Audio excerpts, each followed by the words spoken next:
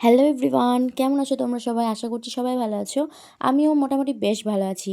আজকের আরও একটি নতুন ভিডিওতে তোমাদের অনেক অনেক ওয়েলকাম। লাস্ট অব দি ভিডিওটা অবশ্যই দেখবে। আজকে আমার বাবু নতুন একটা জিনিস শিখেছে, ঝুমঝুমি নিয়ে খেলা। সেটাই তোমাদের সঙ্গে শেয়ার করলাম। সবার তো বড়ি দেওয়া শেষ হয়ে গেল, আর আমার মা এখন বড়ি দিচ্ছে।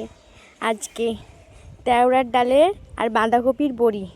আর আমরা দুজনে মিলে ঘুরু ঘুরু করছি সকাল থেকে ঘুরু ঘুরু করছি। বেটু আমার একবারও ঘুমায়নি সকাল থেকে। অনেক দিন পর ছাদে আসলাম। ছাদের রোদটা এখন বেশ ভালোই লাগছে। আর এইদিকে আমার মা বড়ি দিচ্ছে।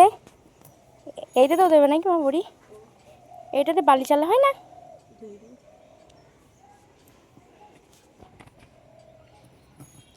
আর আজকে মুড়িতে খেয়েছিলাম একটা সেদ্ধ ডিম, একটু মুসুরির ডাল আর ওই তেওড়া ডালের বড়া, যেটা মা বড়ি দিয়েছিল ওটা একটু রেখে দিয়েছিল, ওটা পেঁয়াজ লঙ্কা দিয়ে বড় করেছিল, দারুণ খেতে হয়।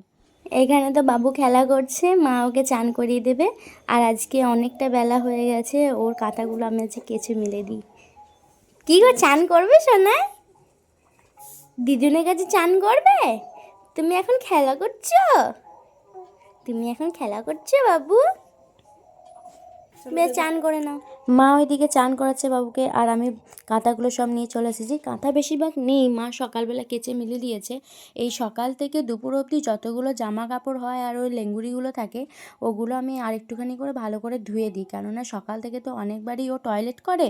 তো এগুলো পরের দিনের জন্য রাখার থেকে আমার মনে হয় ধুয়ে দেওয়াটাই ভালো। তো এইদিকে আমি ধুয়ে দিয়েছিলাম। আর বেশিরভাগ তো আমি বসে থাকতে পারি না ঠাড়ো হয়ে, তাই আমি সব সময়ই, আর এখন মায়ের কাছে তেমন বেশি কাজ করি না, যেটুকুই করি ওই টুল নিয়ে বসে করি।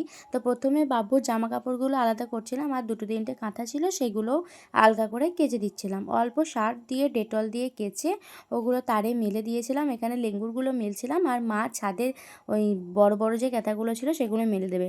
এখন 3 মাস প্রায় হতে চললো, কিন্তু তাও আমি ছাদে অতটা যাই না, মা বারণ করে। আর এদিকে চান টান করে আমি এখানে রেডি হয়ে গেছি।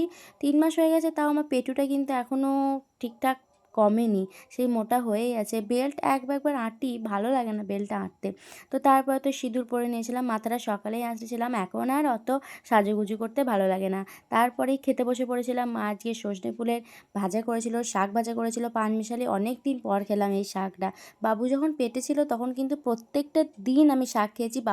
আমি শুনেছিলাম যাতে বেশিরভাগ শাক খেলে নাকি মাথার চুলটা ভালো হয় বাবুর। তা আমার তো সব ঠিকঠাকই হয়েছে, বাবুর কোনো রকম সমস্যা নেই। তো তারপরে আমি খেয়ে নিচ্ছিলাম, তারপর একটু ঘুমিয়েছিলাম, বেরু করেছিলাম। কি মা বানাচ্ছে হচ্ছে ভাজা পিঠে। এদিকে মা বানিয়েছে, আছে কিছুটা, অনেকক্ষণ বাবুকে ধরে আছি, তাই বললাম যে আমি বাকিটা ভেজে নিচ্ছি, তুমি যাও। এই বছরে তো ভাজা পিঠে তেমন খাওয়া হয়নি, তো একটা খেয়ে দেখি কেমন হয়েছে। খুব গরম, মোটামুটি বেশ ভালোই হয়েছে। আমার বড় মা ভাজা পিঠেটা করতে খুব ভালো পারে। তো এই কটা ভাজা হচ্ছে, এখন ভাজা হোক। দেখা হচ্ছে পরে কোনো ভিডিওতে। আজ এখানেই শেষ করছি। ততক্ষণ তোমরা ভালো থেকো, সুস্থ থেকো। আর আমার ভিডিওটা ভালো লাগলে একটা কমেন্ট আর একটা লাইক করে দিও। আজকের মতো টাটা।